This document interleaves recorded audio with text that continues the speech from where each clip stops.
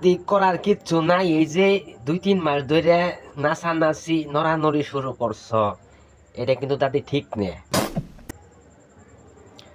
বেশ কিছুদিন আগে পরীক্ষার রেজাল্ট দিছে, হাজার হাজার পোলাপান দাদি ফেল পড়ছে। দাদি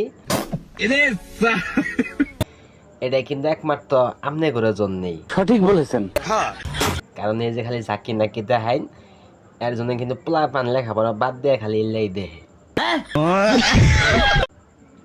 তো দাদি আমার কাছে কত হইলো যে এত ঝাঁকি মাকি দেওয়া বাদ দিয়ে ইংলিশ ভিডিও করানো লাগবো সনি সিং এর সাথে।